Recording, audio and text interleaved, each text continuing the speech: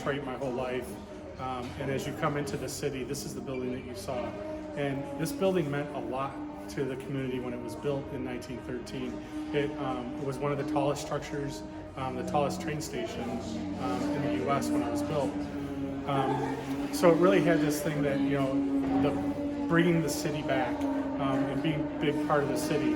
When it closed in 1988, it was just one of those things that really saw the decline of the city and really meant that things were in bad shape for us. The great thing now, here we are, some 31 years later, is to have the city and see this building come back and see the rebirth of what we're doing here. It means a lot to the community, it means a lot to us and me as someone who's been here, to see us be able to have this big iconic building be brought back.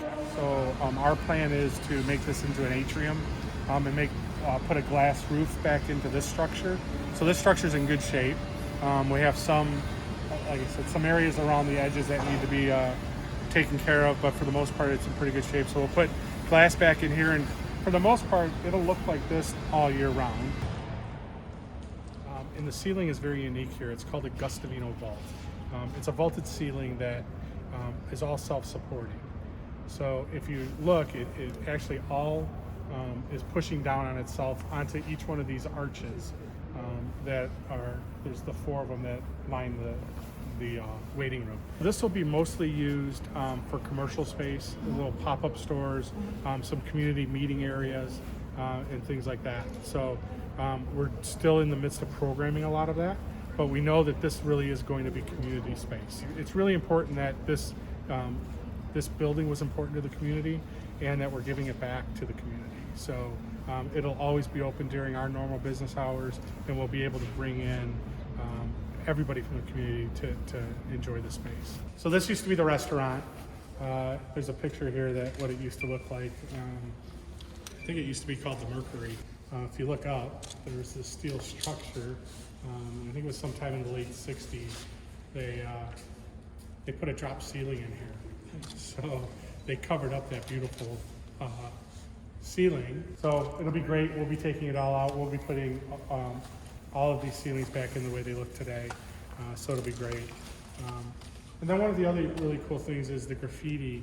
There's some really cool stuff that we're gonna look at trying to figure out how to keep and really tell the story, not only of its total restoration, but the graffiti is a big part of the building.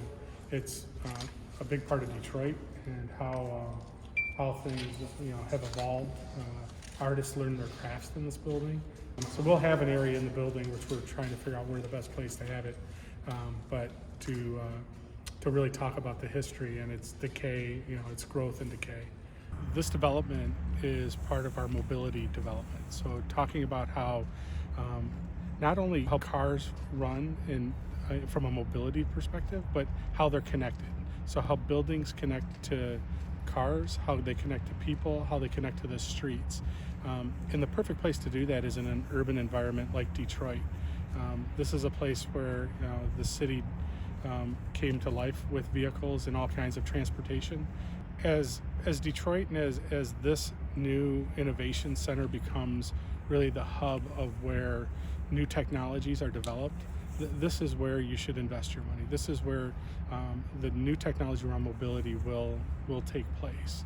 And coming to Detroit and having us be the hub, and Detroit being the hub of this technology is why you would want to come here.